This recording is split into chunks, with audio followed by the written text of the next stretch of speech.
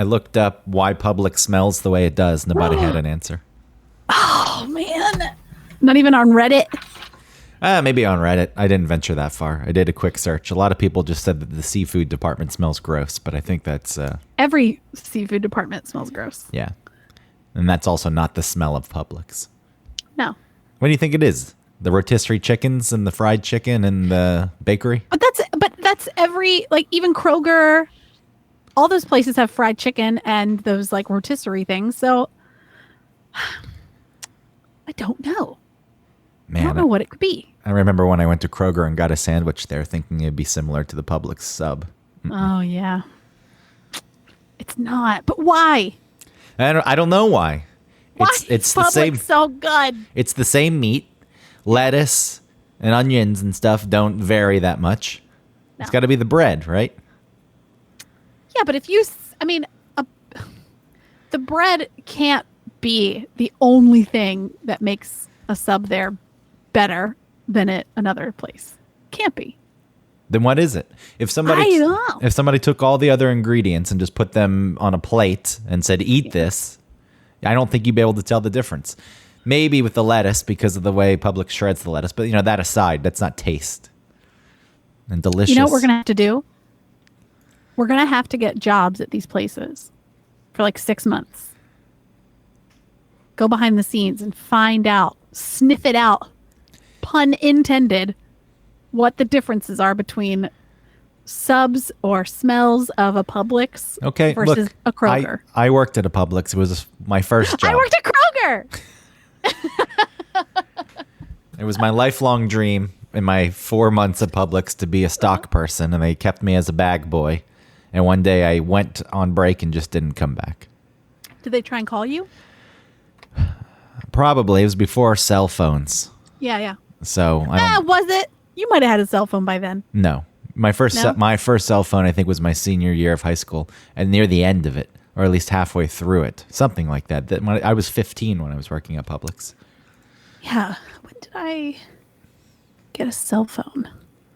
The Nokia. I think when I was working at Kroger, I might have had one. But it was one of those things where you have like barely any minutes. Yeah, you just played like Snake. 103 minutes. It was it was that T-Mobile. Like remember, it was something about like drops in a bucket. There were like minutes. There was some bucket involved in their advertising.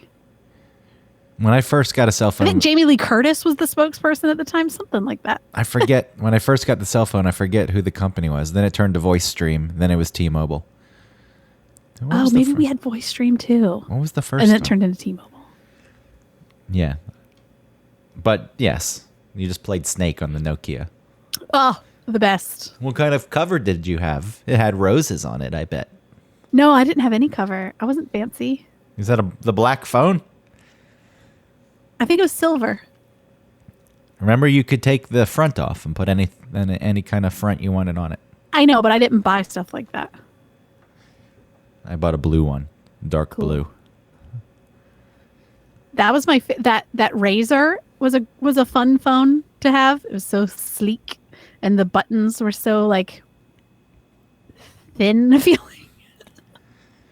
I was pretty good at texting. I had this white one. I can't remember what it did, but it was my first QWERTY keyboard, and I felt legit. I was like, "This is it." It was white, and then it had like a stripe going down either side, the long and the short sides, and then it would be like a normal vertical phone, but then you would turn it on its side and you push up, and then there'd be like a QWERTY keyboard in there, and I loved it. Yeah, isn't there a picture of you driving with the phone? Oh, there is. And you drinking and just driving dangerously. Yeah, and yeah. You should be dead for all intents and purposes. Well, that was the joke. I get it, but still, you were actually driving. What were you driving? Like the giant broadcast truck, it looked like. No.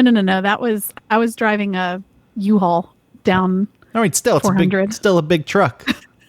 Yeah. It's not even a car. Unbelievable. All for the sake of a photo. So you could post it on MySpace.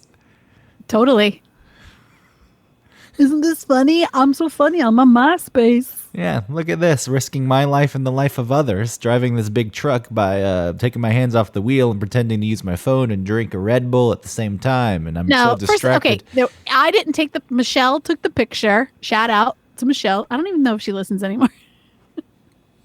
But yeah, she took the picture. There was no one around. It was an empty 400. I had my hands and part of my arm on the wheel. That's even worse. Part of your arm, because then you. No, listen. Have you ever driven with your knee? That's a terrible thing to do, because if you have to react, you're gonna You don't know how to react with your knee. The knee is just to hold it steady. Yes, we've all done that. But if like something happened and you needed to swerve, you would move your knee and then you flip the car and the truck and it'd be over. Sure. Well, it wasn't. You were an early adopter of that. Got to get pictures for my social media. It was funny. Because I didn't die. That's why it was funny.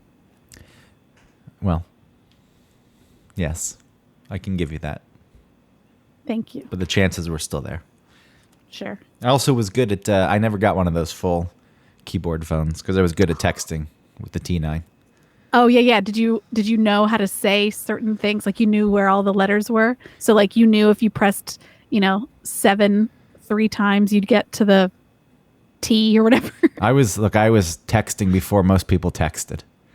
Ooh, I loved it. Why? Who were you texting? I loved it. People I met, like there would be people I met at school, and I would text these girls, and then the phone that I had at the time, there was a little light on it that would flash if you had a voicemail, if the phone was ringing, or if you had a text, and I would look at the phone and it wouldn't be flashing, and it would drive me crazy because I sent a text, and then I would hide the phone and say I'm not going to look at it for an hour and a half, and I would go look at it an hour and a half later, and it still wouldn't be flashing, and then I'd say, oh my God, what have I done? And then eventually it would flash, and then my heart would start to race. Yeah. And no one sent long text messages at that point. You're like, LOL. It was something, yeah. TTYL.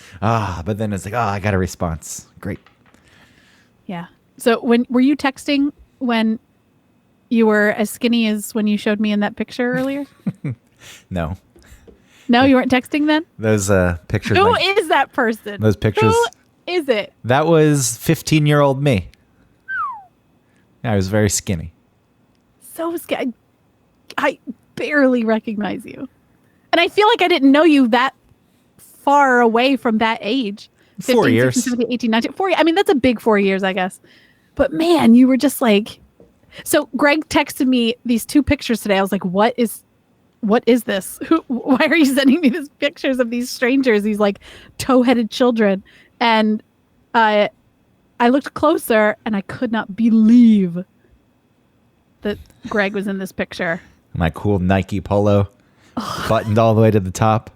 Yeah. And then in a different... the one with the stripes, the 2 big stripes. Yeah, that's very signifier of the times. It's a Nike shirt that's way too big for me, just hanging, draping off of my shoulders.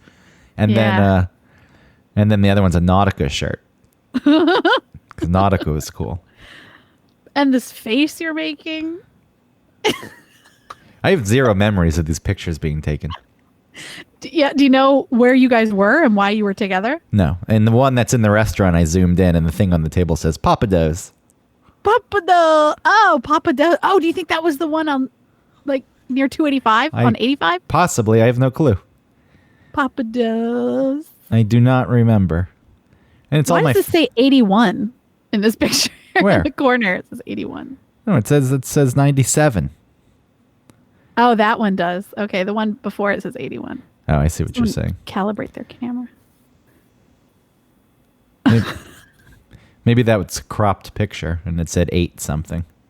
Sure. Oh, but yeah, man, this guy. Why is your hair so straight? Well, it's buzzed. It's pretty short. Okay. It's real short. You just look like every sporty kid I knew. See, now that looks more like you. Close. I can see your face in there, obviously, but what a chump. Yeah, I mean, this one with the goofy face, that one. You know what it's like? It's like when we were talking about Swingers and how skinny Jon Favreau and Vince Vaughn was in that movie. Yeah. That's the kind of skinny we're talking about with you. Yeah, what happened? Oh no. You thickened up, boy. You can post those pictures. Maybe just me, though. I don't know if the other people will want their pictures Oh, should I posted. blur out their little kid faces? No, you can probably crop them and show me. Let's see. What grade are you in when you're 15? Ninth. Ninth? Here, I'll show you. Ninth what I and look 10th. like in It ninth depends. That's you in ninth grade? grade. Yeah. Yeah. I was in, over the summer between 8th and ninth, I had dyed my hair pink. And my mom didn't want me to start high school with pink hair and have the teachers judge me. So she took me to this really shitty salon place in Lawrenceville, and they did the best they could, but they fried the shit out of my hair by trying to get all this pink out. And they just, at the end, just dyed it brown. And so I was just like hanging out in ninth grade with this brown hair. And you hated it. You're just a normal It was all right. plebeian. But there. then, let's see, 10th grade, I look also like a dork. Now you look much more like yourself in 10th grade. Yeah. Yeah, so that picture that you were looking Look at at. this short hair. Wait, where is it? Can you see it? No. Oh. Yeah, it's pretty short. And Yeah, that was style. 11th grade. That's style at the time. No, Yeah. So that picture you were looking at, July of 97, right? So that's in between. That's the summer between 9th and 10th grade. And that's okay. That's actually the 15-year-old me that was working at Publix, I guess. Cute. Was I 15? Are you allowed to work when you were 15? I'm pretty sure I was Yeah. 15. Yeah, because I was 15 when I worked at Papa John's, PPJs. PPJs. Look at the baby. Yeah, happy baby. Just wanting to have fun. Yeah. Only fun. That's all you ever wanted to do. Yeah. Well, you have to Yeah, realize What's that? the world's not so fun. Get over it. That's all right. I read that smarter people have dark senses of humor, so I must be the smartest. So look, PPJs. Yes. Is this thrilling? Show me every single Put this picture. part out. Let's just do the whole show on showing pictures. Okay.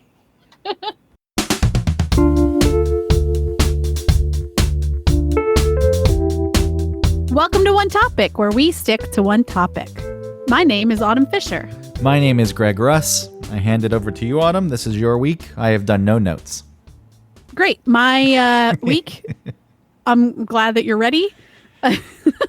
Well, don't take that as a lack of caring. I just Okay. was thinking about what your topic is, knowing I was like, I don't know. I'm just gonna go with the flow on this one. We'll see what Autumn has to say. Okay, that's great. So, this week I'd like to talk about sharing.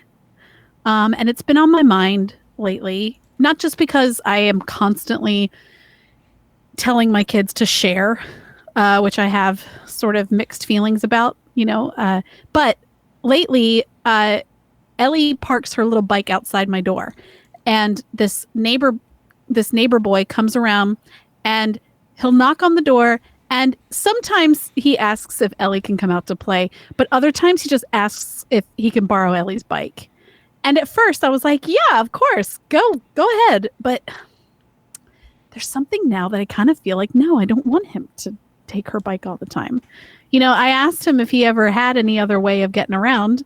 And he said, yeah, I used to have a bike or a scooter or something. But then there was this mishap where it was taken to his dad's house, and then it was broken. His dad said he'd fix it, but then he didn't, and then it was gone. And then, now he doesn't have a bike, but his sister has a bike.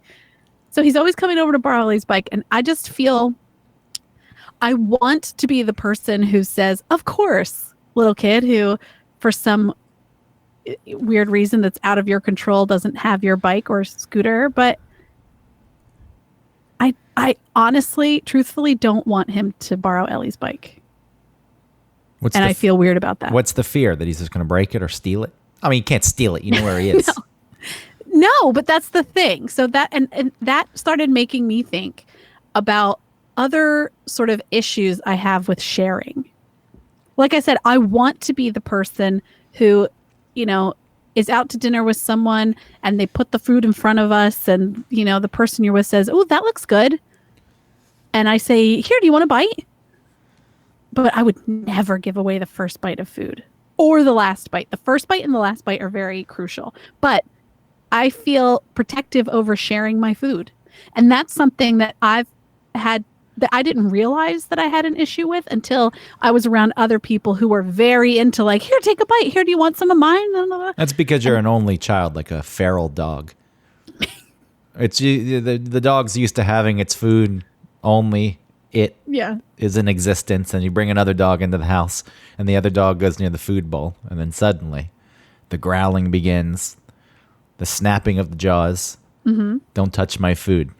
Yeah, that's me. Though those kind of dogs are also the ones who, when the other dog, the new dog to the house, has its own food bowl, the nasty dog will finish the food, then go over to the other dog's food bowl and try to take it. Yeah, and then get mad at the rightful dog. Yeah. So are you like that? If someone else has food, do you want the first bite? No. I don't. I'm not like possessive over it.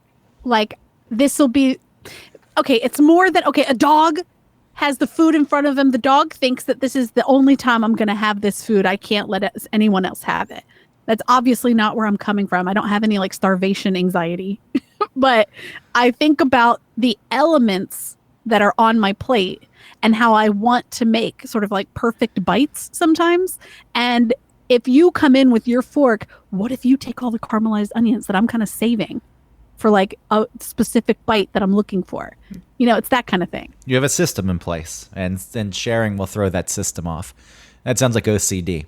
And that's a whole different topic for a different time. Do you ever think about the last bite and how it has to be the perfect last bite so that you can have the specific flavors like remain in your mouth once the meal is finished? No, because I tend to eat things separately. I don't mix them together, and I get rid of the thing I don't like or the thing I like the least first, and then I'll eat the thing that I like in the middle. Say there's three, portions or three like little things. Yeah, and then the thing elements. I tend to go in order. Here and there, there'll be a bite of the other thing.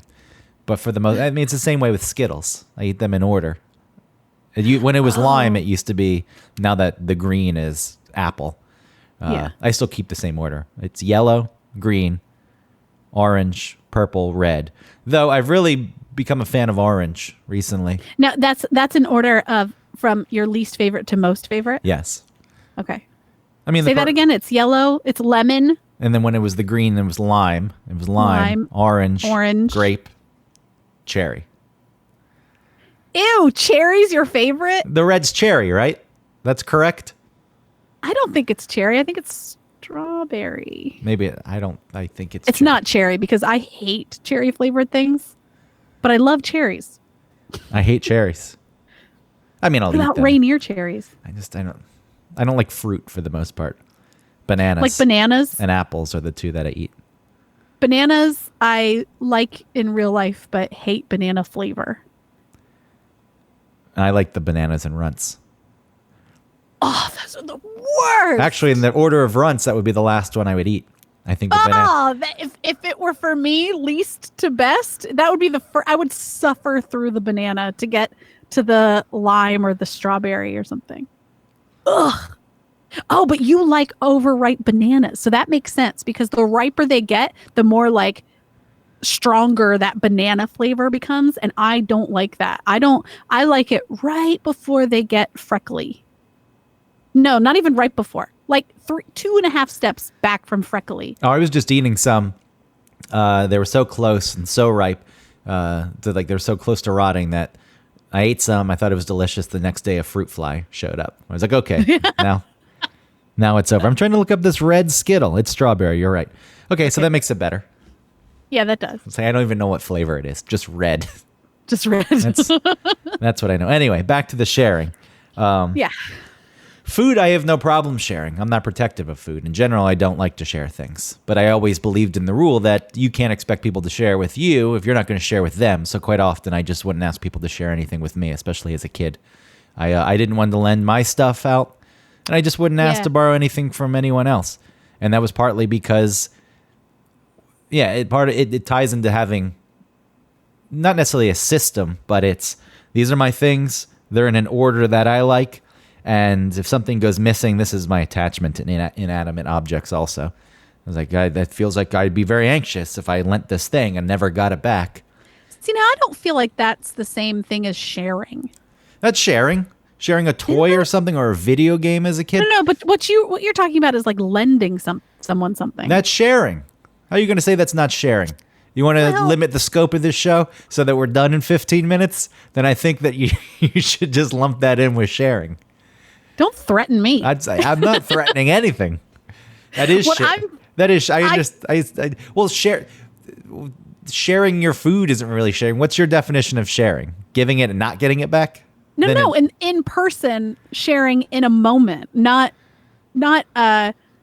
you're lending something to someone and you'll get it back at some point. Like you don't share videotapes at Blockbuster. It's a sharing system. No, that's lending. What about the ride sharing, which is what they call Uber? That's in a moment. That's the moment that you're in. That's sharing. I think sharing is happening now. Lending is something where there's a period of time where whatever you're trying to share is no longer within your view. Okay, well, possession. To build on my previous statement, I wouldn't even have people over at my house. Quite often I hung out at other people's houses because I didn't like people at my house as a kid. All right. Now that's sharing because you don't want to share your toys and have them do something. I just didn't want them to touch my stuff. I was like, this is mine. It wasn't so much... There was it was an anxiety. It's like, if you touch this, if you break it, or the system's broken, or it's out of place, it's going to make me feel so. I didn't understand this at the time.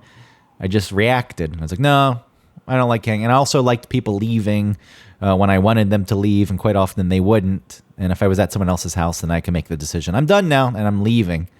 You have more control than kicking. Yeah. You could kick someone out, but it felt mean. It was the same reason I didn't like people spending the night. But, and the topic of sharing... my friend Paul Cavalcante, who's a New York City radio DJ and has been for decades. He's like the cockroach of New York City radio. Stations go away, he just survives. He lives in the Bronx alone. He's in his 50s. His house is like that. He'll invite you over and he treats you well. He'll make you appetizers and fix you a drink. But his stuff, don't go around touching things. He won't. Oh, really? You can't touch stuff? He's got the moths on the wall that he's pinned himself, and his precious vinyl collection with his $10,000 turntable. I understand. He has a door to a basement that he won't let you go down. That's screaming. No, that's where the vinyl is in the basement. Oh, you lock your most prized possessions in the basement. You're captive. You're hostage. Don't touch my records. You should see the way he takes care of these things. He's got a special brush for them and oil. I love that brush. I want a brush like that, even though I don't have a workable turntable right now. Yeah, so he'll share his space and his time, but he doesn't want to share his things. Look, I guess if you're listening to music, he's sharing that collection with you. It's like, just don't touch it. So I don't need to touch it. That's fine. But that's the category I fall into. And if we don't want to talk about lending, fine. But I do not like lending things because I just assume I'm not going to get them back. I have, and if anyone ever lends me anything, I have all the intentions in the world to return it. But chances are you're not going to get it back. Yeah, this is ridiculous. I don't understand that people exist in such a manner. I make an effort to give things back because I'm like, all right, this is someone else's thing. They trusted me with it, and I don't want to break that bond. I was just talking to you before we started recording the show about playing The Last of Us because The Last of Us 2, the video game's coming out. And I let my friend Marshall borrow the first game years ago. I'm probably talking 3 years ago at this point. I don't have it. And I wanted to play the first one again before the new one comes out. And I looked because it came out in 2013. It's $10. And it was worth to $10 to me than to track down my other copy of it. So I just downloaded it instead. I spent $10 because he took this game. And I've never seen it since. He doesn't live that far from me either. But it's like at this point, I don't even want to ask for it. Yeah. It was left in some old console that he's gotten rid of. It's gone. I think he didn't play it right away. And he had this idea he was going to play it. And I don't know if he ever even played it. But it's like, all right, come on. Time limit. It's over. Give it Yeah, back. what is that? I mean, that's like I said, that's to me, that's not sharing. That's lending, borrowing. Yeah, but you lend something, you're sharing it with a person. Like, here you go. Okay. All right. What? I see So that. so what do you consider giving your login for Netflix to someone else? Is that sharing? Oh. Yeah, that is sharing. That's I guess in the moment, but it's also continuous. Yeah, I don't know why. You know what? It's like pornography. You know it when you see it. You just know. Is it lending? I don't know why it's lending, but that's lending. Why is that sharing? I don't know. It just is because I feel like it's sharing. There's just some weird sort of I don't know, feeling you get when something is sharing. But I want to know why I feel this way as an adult. Like, okay, when you go back to being a kid and you're an only child, you don't get a lot of practice with sharing, but you had two sisters. Maybe it comes from you being the oldest, but where does it come from where you're totally fine with sharing and when you're not? I don't know. Something's got to change your mind on it. There's something when you're It's a concerted effort from me to share certain things. when you're a real small kid, I feel as though your brain's just all over the place, and whatever someone else has you want, or if something's yours, you're not even thinking about it. But the moment someone else wants to play with it, then it's on top of your mind, and it's an instant gratification. No, it's mine. I want to play with that now.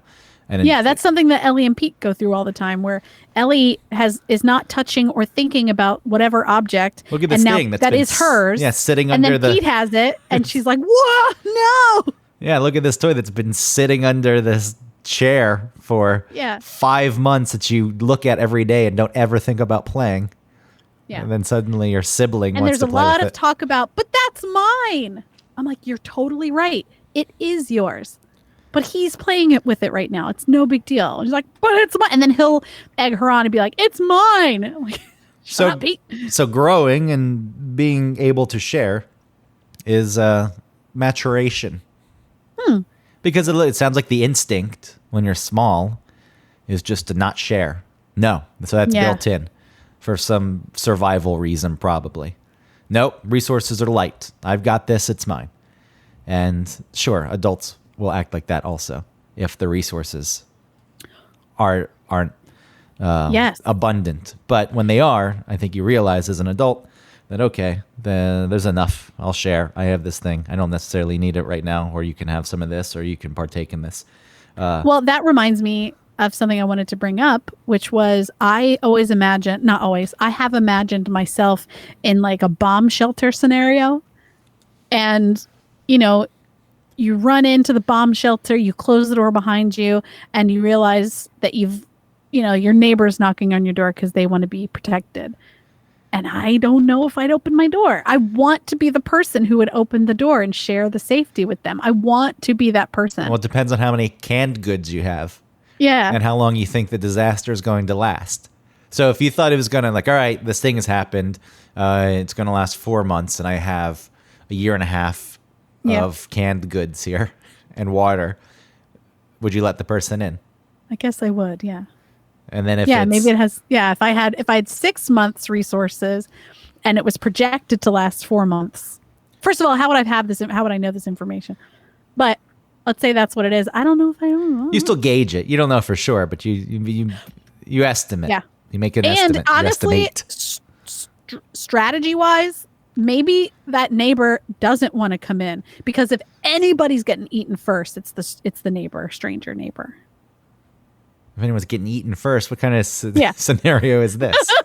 If shit really goes down, let's say we have 6 months supply, it turns into a 12-month scenario. You got to eat. And then Neighbors getting eaten first. Yeah, that whole camaraderie goes right out the window. Yeah. My survival. Like in a situation like that, I guess your survival instinct kicks in. Part of me would just rather die. It's like, I don't want to live in this world.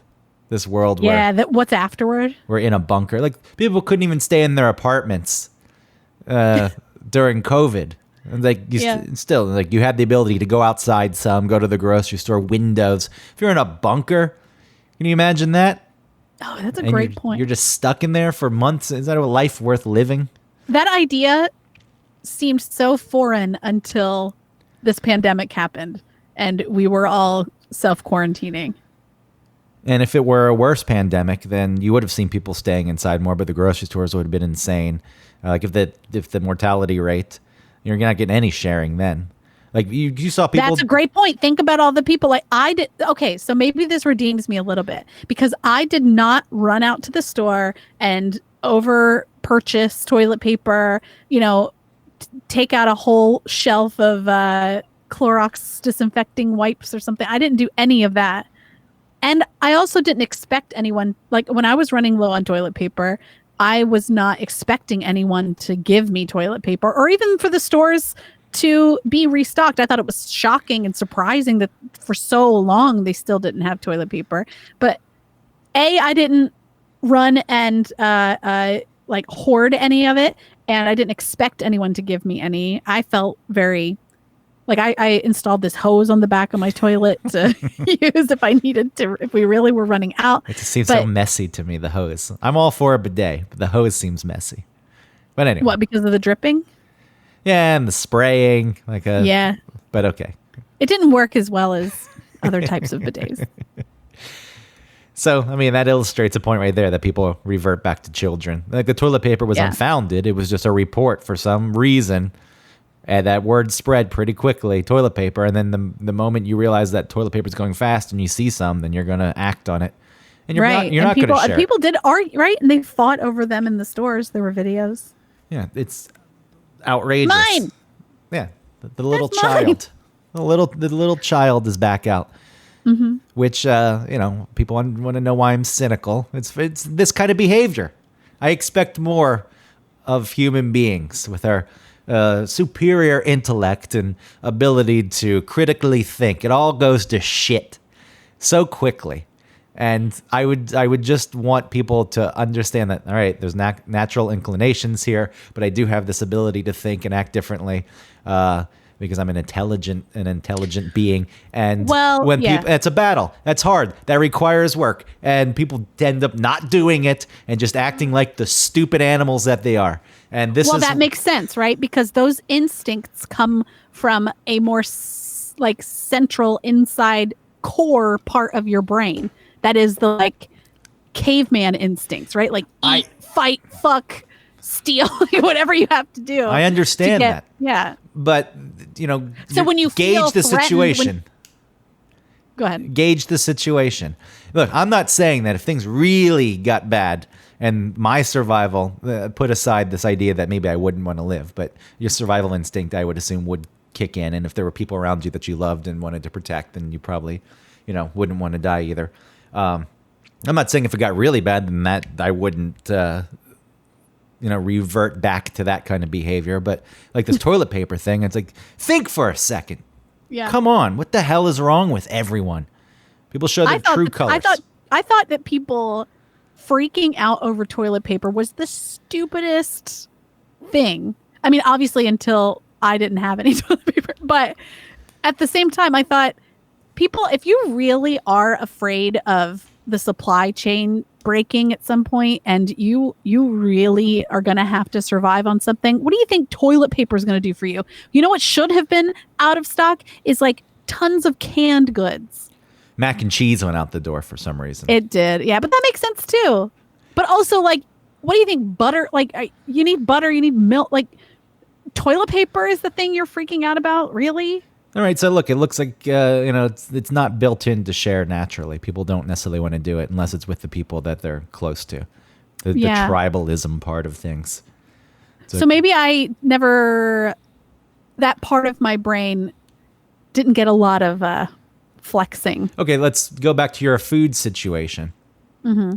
Resources are abundant at a table. There's enough food for everyone. But you still don't want to share. So that theory is out the window. Yeah, because listen, let's say there are a ton of appetizers. You go down the list of appetizers, you order 6 of them for the table. And I have a favorite and I have those on my plate.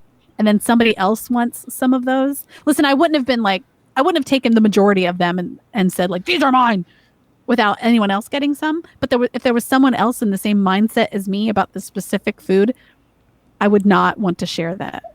with them. Well, let's say there was only one plate Unless of I food. really liked them or something. I was going to say, what if there's only one plate of food? So the resources are scarce, and you're at a table with people you love, and then they wanted some of your food. Would you share it? Okay, I'm thinking about like calamari. No, just in general. I'm just thinking specifically about a food. There's people like there's only And one. I've squeezed my lemon on it. I'm excited. I have my little like sweet chili something I'm dipping it into. I'm talking I'd be about. pretty bummed I'm if talking about somebody overall. else. Overall. I'd be bummed if a family member was sitting next to me and just like picking it off my plate and eating my plate. What if it with was me? the I'd be only bummed. plate of food you were allowed to buy? And it's like, all right, food for some reason, the global supply is down. You bought the plate of food, and someone you care about walks up and like, oh, hey, can I have some of that?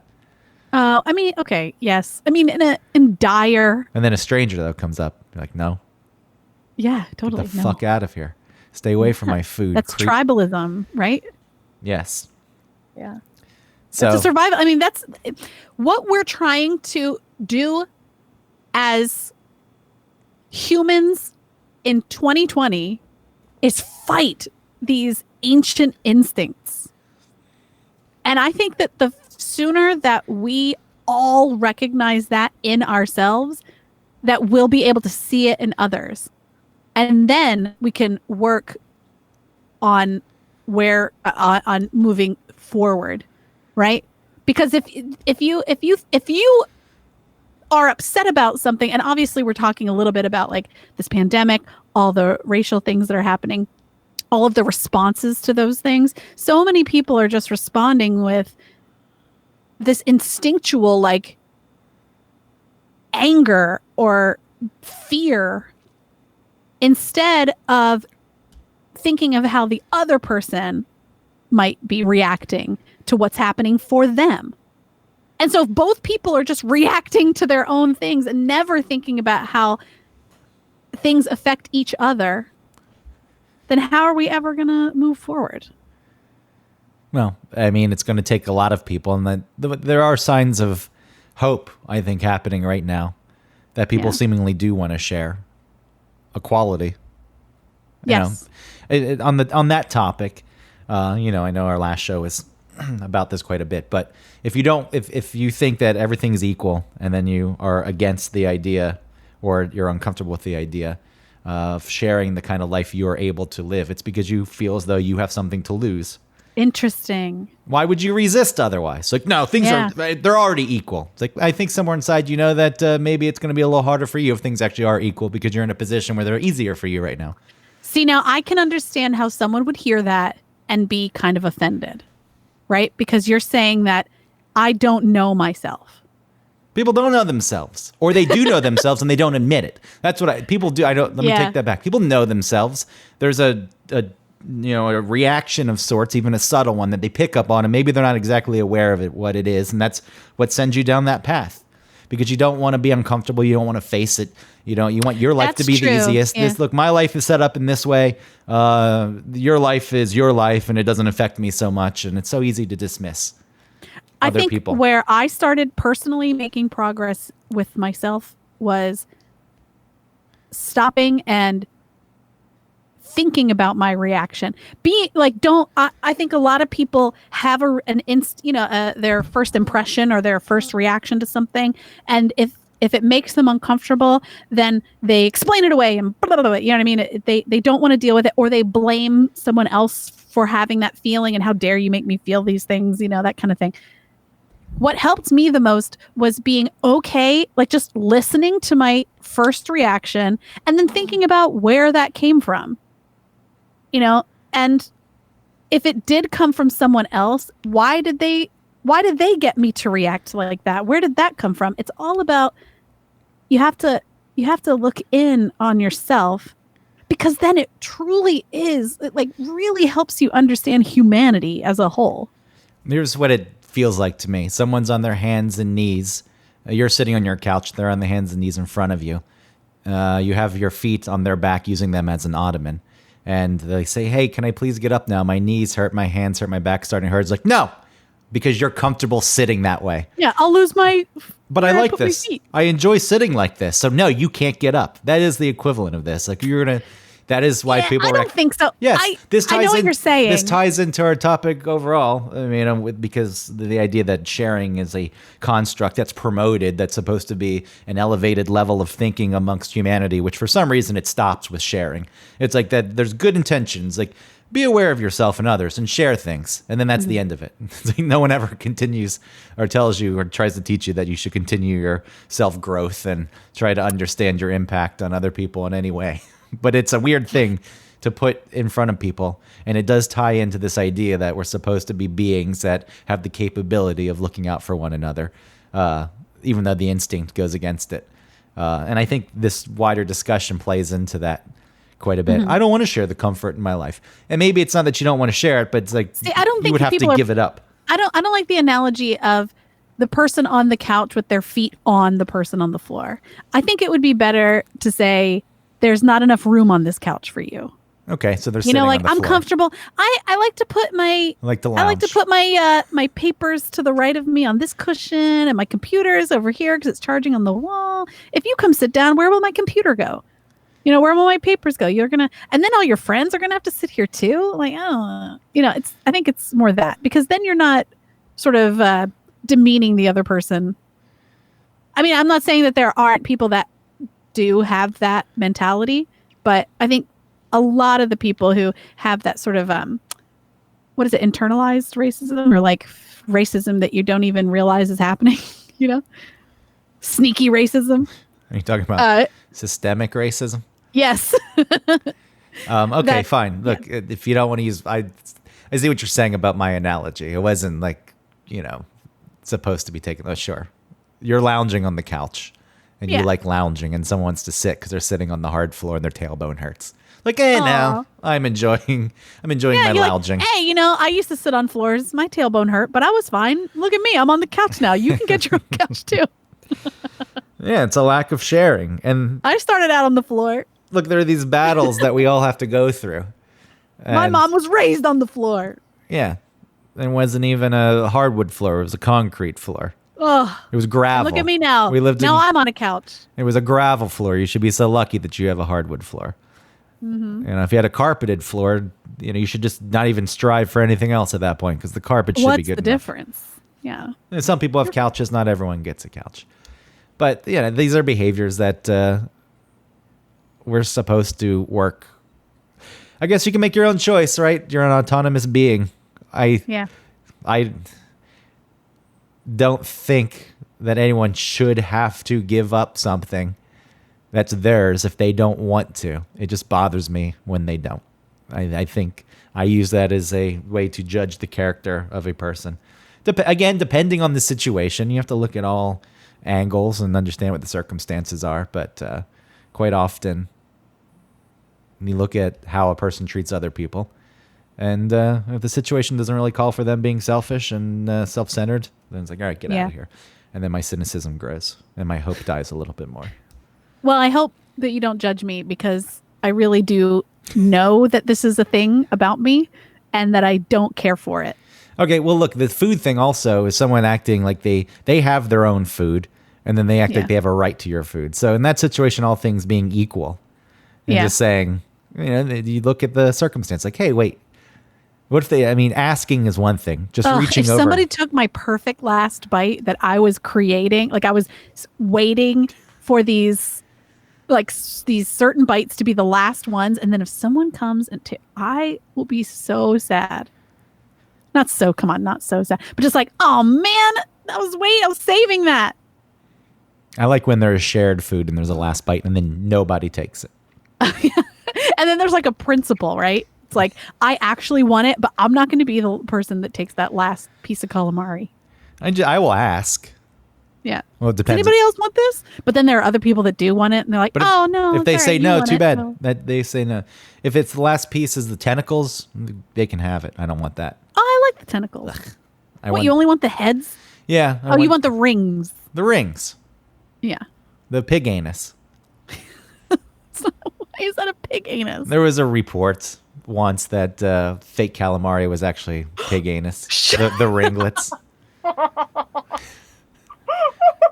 It was just being marketed as calamari, and it wasn't at all. Which I guess you wouldn't know the difference, really. Hey, if it's good. So at least if the tentacles are there, then you know, okay, this is probably real calamari.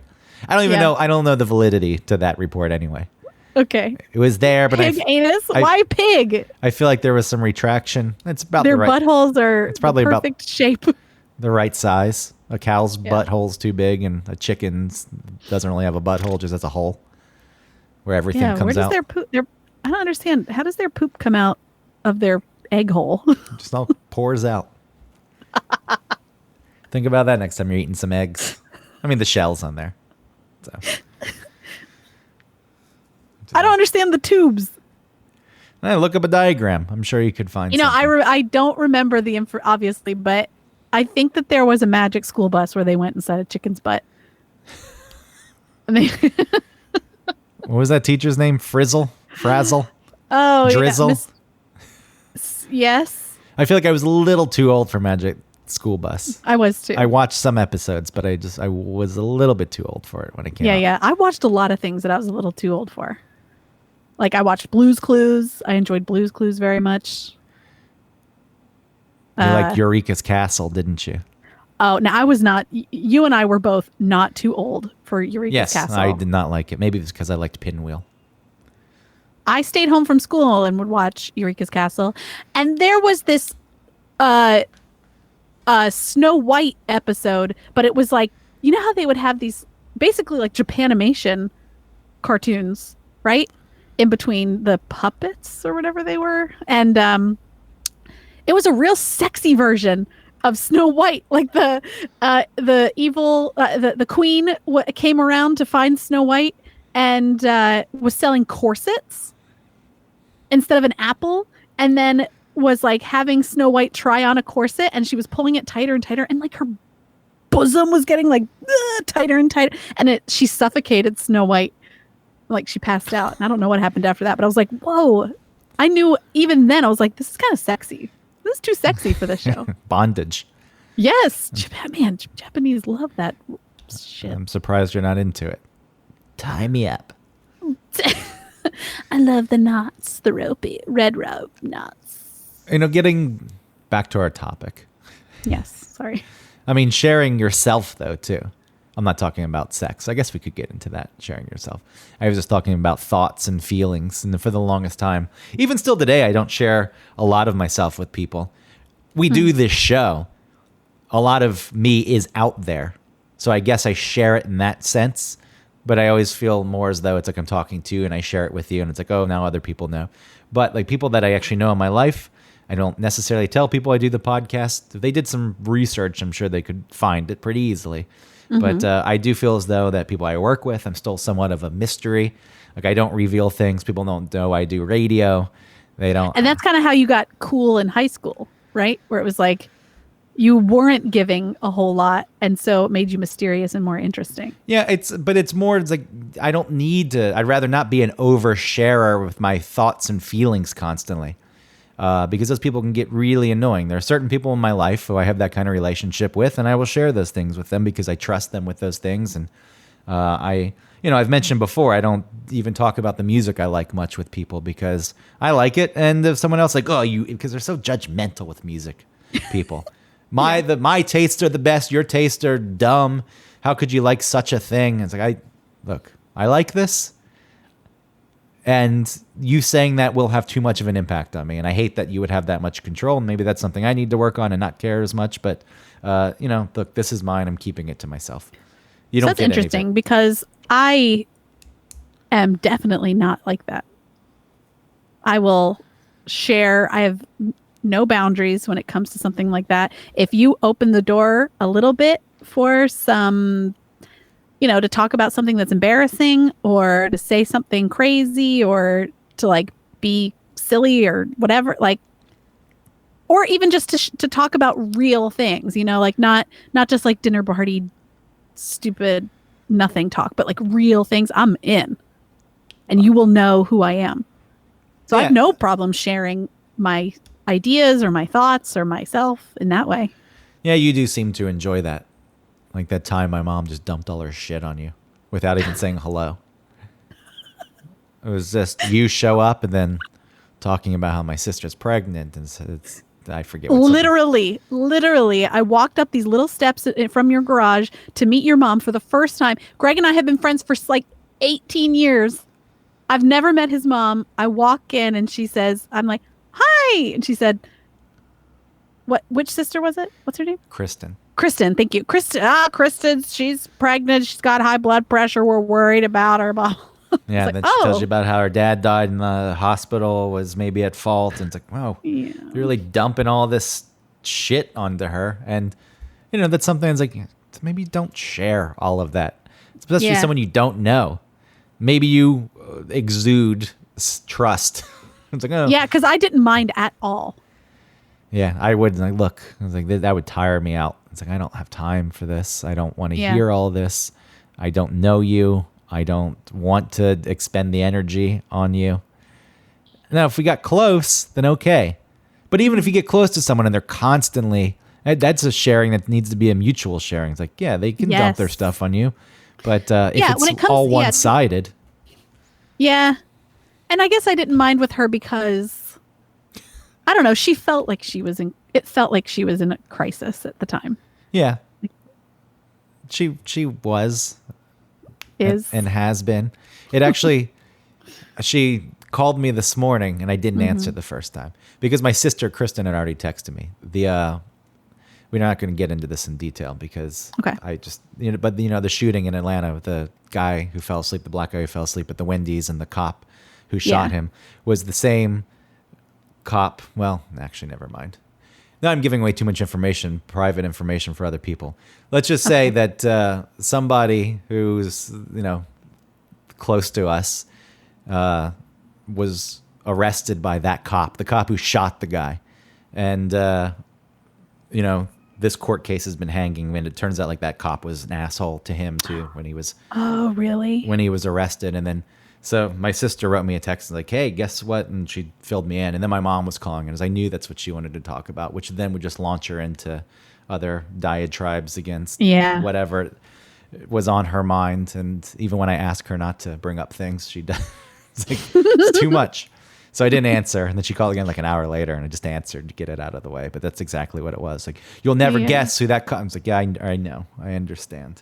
Right. Who that, what's going on there.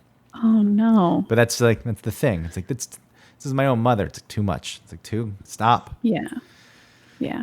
I don't need to. Yeah. When someone else shares, I don't even think, I guess it can be seen as them sharing their sort of feelings with you about whatever is happening, but then really it's not sharing because it really is, I can't control how I'm feeling and I need to constantly talk about it so I can master it when it's something that can't be mastered. Like you have to sit through it, and sitting through it and feeling it is way too uncomfortable for some people.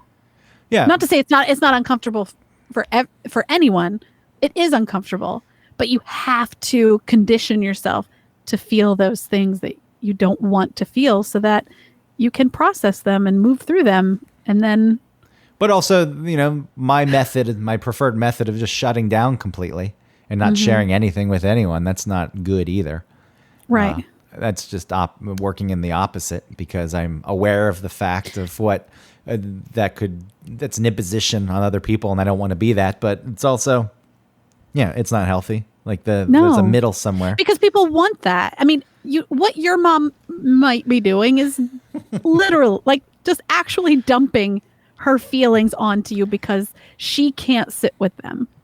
Yeah, sharing feelings and thoughts needs to be reciprocal. And even outside of feelings, thoughts. Like you come across people who are smart people and you're having a conversation, but they really have no interest in what you're saying. Like I have no interest in partaking in a conversation that isn't where you're both sharing ideas. It's like, all right, you're just talking.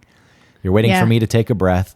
When I do speak, I sense that you're not listening to anything. I think I have that sense.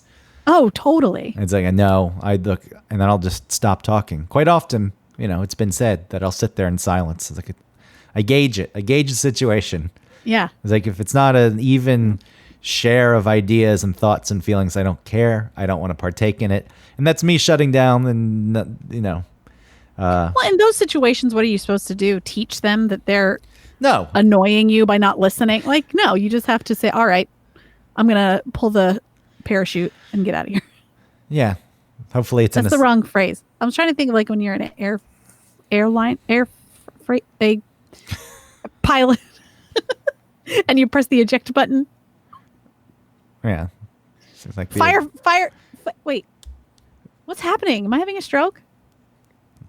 Fighter jet. No, because when you have a stroke quite often, I think you still can think clearly. That's where locked-in syndrome is the worst that can happen with a stroke, where your brain still works. Like my stroke test is flawed. My stroke test is naming all the addresses I've ever lived in my life. But I feel like you could have a stroke where your body no longer works and still name all the addresses in your head of where you live. Yeah. So it's not, I don't know what's going on with you. There may be a disconnect between your brain and your... I need to share maybe my the brain region. with my... Yeah. The region of your Part of my brain for speech is rotting, but I don't know if it's a stroke. Though I guess speech does go, right? But you weren't able to form a thought. Why? No, I couldn't. Like, my brain was throwing words at me that I knew weren't right. I was like, firefighter. A fighter pilot with the eject. They got the emergency ejection And then I was seat. like, Freightliner. No? Not it. Yeah, do you remember your original thought? Yes, you were talking about being next to someone who you could tell wasn't listening, and you shutting down and not speaking is like the fighter pilot. Just getting the hell out of there. Yes. Eject. Yeah. Just don't hit your head on the canopy like Goose did, because then you'll break your neck and die. In Top Gun. Spoiler, Greg. Which also is bullshit, because you're flying so fast. I guess they were in a flat spin when that happened in the movie. But the canopy completely came off. It wouldn't just hover above the plane. It would fly off, which it actually does. If you watch the movie and the canopy flies off, it flies out of the picture. And then when Goose ejects, it's just hovering above the plane and he hits his head on it. Now, quite often, it doesn't even fly off. The top of the seat busts through the glass and you go straight through. Wow. Do people get hurt doing that? Well, ejecting just in general, you're going so fast, like it's not something you want to do. There was a story I heard about a fighter pilot who ejected, and it just broke his limbs because the force of going that fast, and then the wind resistance, and then he landed in the water and tried swimming, but his leg bones were broken and flopping, and yeah. How do you swim? I mean, maybe there's a flotation device or something, or maybe he just kept kicking. He lived, obviously. And then survived long enough to be rescued. But yeah, no, it's not. Did he share that story in an article you wrote? Yeah, he said it was some documentary. He sat down and he shared his experiences. Thank you for sharing that story with me. Look, as time goes on, I tend to share more with people who are closer to me. I don't mind as much, but I want there to be a balance. And I think if you're a person who just constantly sits there and listens to other people's problems, you're going to build some resentment because you're not feeling like you're getting what you need out of that dynamic. You're like, hey, okay, it's all about you. You're taking advantage of me. Well, anytime you're doing someone a favor that you don't want to do, you're going to resent them for it. Yeah, I mean, if you really care about someone and they ask you to do a favor, I'm not saying you need to act in a manner where like, now you owe me, because I hate that shit too. Because sometimes it is nice to do something. But if it's a favor after a favor after a favor after a favor after, it's like, okay, stop. Yeah. You've got. And part of that has to do with even like what you're saying, expressing yourself to someone over and over and over. It is kind of like asking a favor. Like, would you mind listening to me again and again and again and again? And then when I have this thing, like if the other person never seems to be doing anything to solve what they're talking to you about, then it's like, well, how can I keep caring? Oh yeah, like that woman. You on obviously Facebook. don't care. That woman on Facebook that when I was on Eric von Hessler's Facebook, that we both would follow. Her every post was just every problem in the world. Oh, God. It's so self-centered. It's like, yeah, you're sharing your information, but shut up. Because at that point, because I'm not connected to her, I had no real interactions with her. I read it for entertainment purposes because Yeah, same. there were like 20 posts a day and everything was always going wrong and the world was so awful. It's like, Yeah. wow, there are real people. No wonder though, you could gather that there weren't that many people in her life. And it's like you drove them all away. That is why.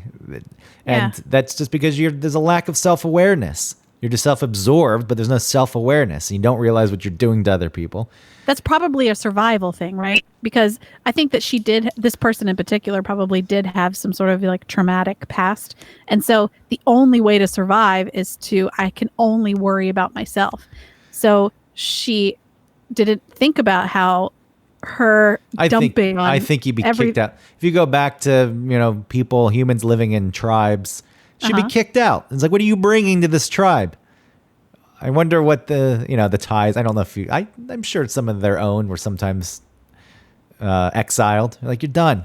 You're bringing us down. You've got the person who's always, I can't contribute anything, and they become a weight to your survival as you're trying to get enough food and warmth. You're like, okay, bye, see ya. Yeah. What does passive aggressiveness look in tribal societies? Like, oh, it's fine. I guess I won't have any of the chicken tonight because guess I don't need any. So, I mean, I think that's maybe off the topic of sharing it because we're referencing it as oversharing, but that's a completely different thing. It's really not sharing at all. It's like just you being all about you.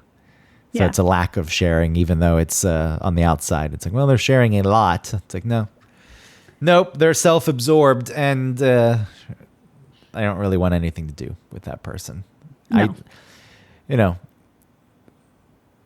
I'm just still thinking more about the fact that sharing is taught as a virtue of sorts, and why it doesn't go past that. I think there's a lack of teaching in society and kids to be aware of others. That's why like cultures in Japan, which have their problems surely and are crippling. It's a societal pressure that's put on you, but it's like they're taught, like, think of other people. Yeah. It's not just about you. Maybe it goes to the two opposite extreme and then nothing's about you and things can be about you. But it's striking a balance with these things. And, that could be an example of thinking about other people, sharing everything you have without any benefit to yourself at some point can also take a toll. So, yeah. You've got to find I was thinking about how sometimes I struggle with Ellie and Pete because I want to teach them to share. But then there are times when I think, no, I get it. I wouldn't want to share that either. Or thinking about like Ellie's something that Pete has taken. Like, yeah, I understand why you don't want to share that because you're worried he might break it. Because he might. Because he's 3 and he's, he wants to break your stuff because you're his sister and that's his job.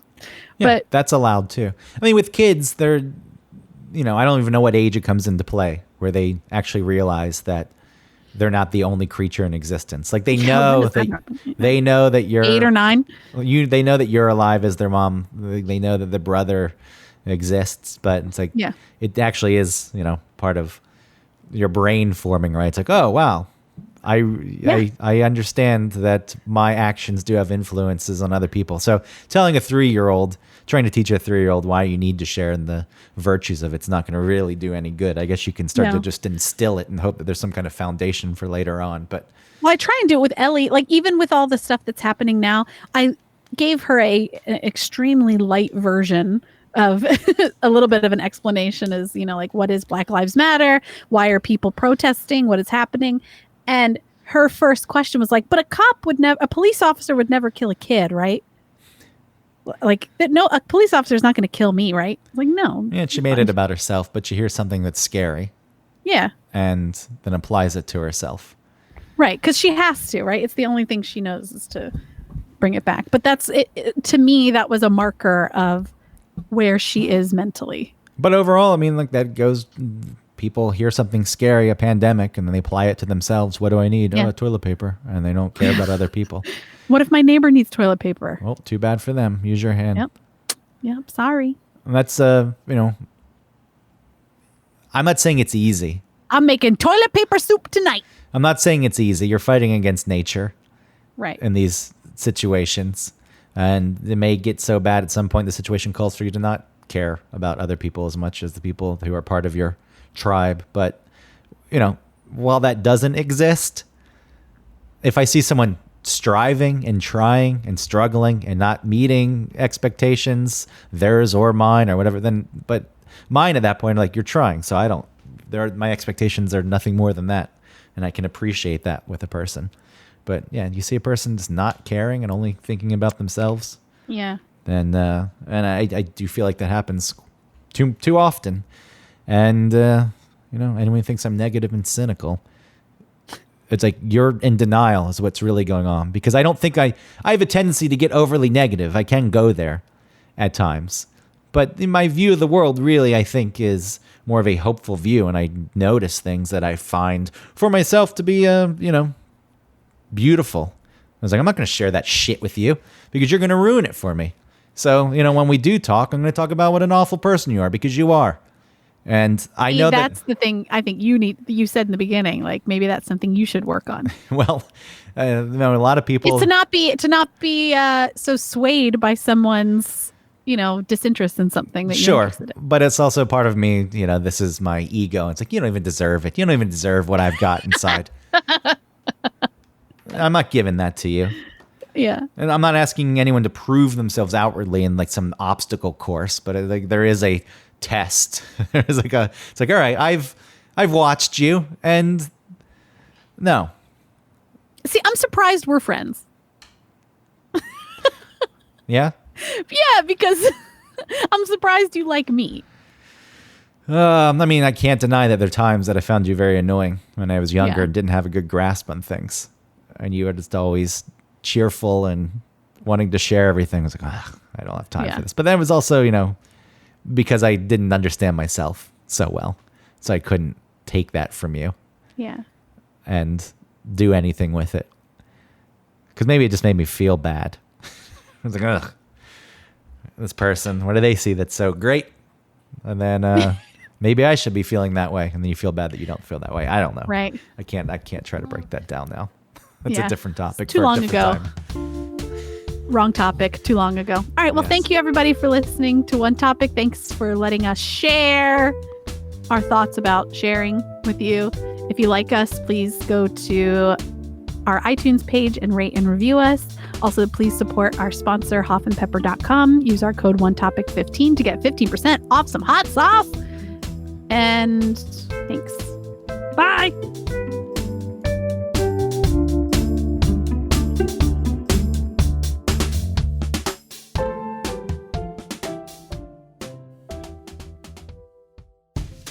Hey, Greg. Hey, Autumn. Do you like hot sauce? I do like hot sauce, but I'm getting pretty bored of my regular Texas Pete or Tabasco.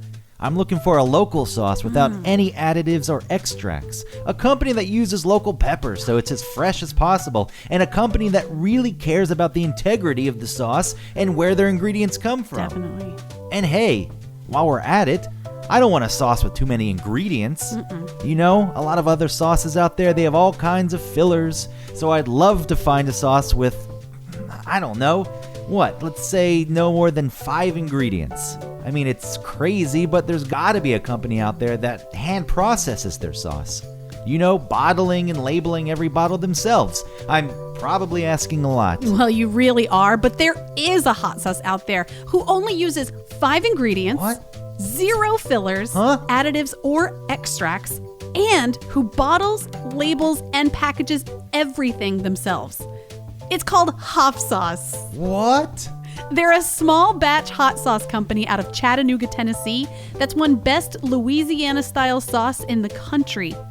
How many times? Not once, not twice, 3 times. 3 times! How does that sound, Greg? I think that sounds amazing.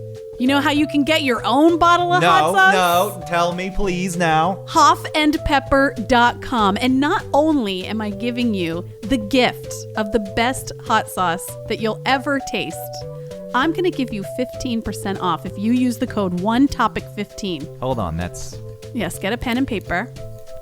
one topic 15. Good. That's ONETOPIC 15, all squished together at checkout. You'll get 15% off your order and your life will be better. Thank you. You're welcome.